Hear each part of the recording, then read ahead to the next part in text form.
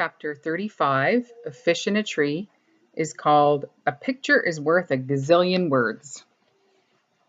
We have a sub. This is bad news. Then it gets even worse. We begin with an assignment to write about a person that we know who is brave. I start to come up with reasons to get out of the assignment.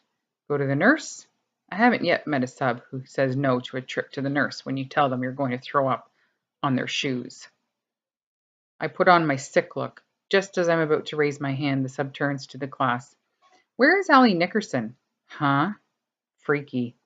I raise my hand. Oh, I have a note here that says you don't have to write, so you can just draw a picture of your person. My face gets hot. Well, that figures, Shay says.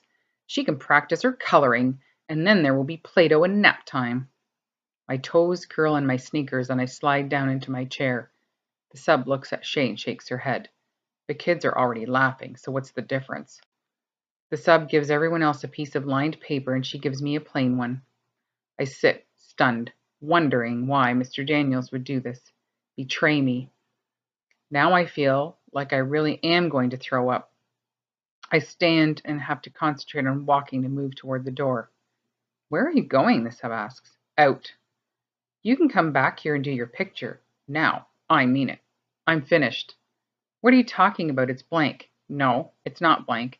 I drew a ghost in a blizzard. As the door slams behind me, I hear kids laughing at my answer.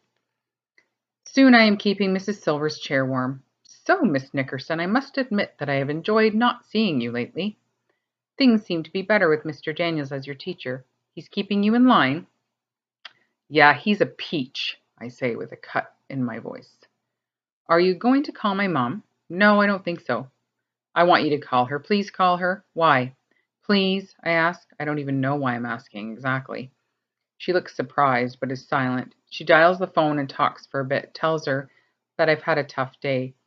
Then she hands the phone to me. She would like to speak with you. I take the phone from her. Allie, what in the world is going on? I try not to cry. I really do, but the tears leak from my eyes. Everything is so tight inside, and I'm so tired of it being this way. It's not like I wake up every day planning to be a failure, and I thought I had finally found someone to help me. And then Mr. Daniels pulls this. Allie, did you hear me? Mom? Is all I can get out, but it's squeaky and filled with longing to pull her through the phone wires to sit with me. I hear it in her voice. She feels as upset as I do. Put Mrs. Silver back on the phone. Mrs. Silver listens for a bit and finally says, Oh, okay, Mrs. Nickerson, we'll be in touch then. I head to the bathroom and sit in a stall, long enough for the evidence of crying to go away.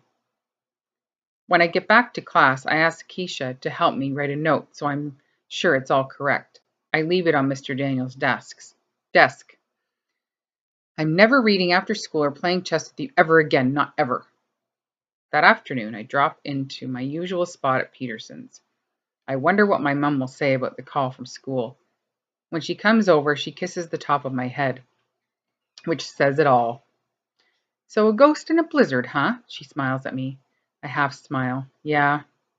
Pretty funny, I think. She leans over and puts her hand on my cheek. And it's everything I can do not to cry right there in front of everyone.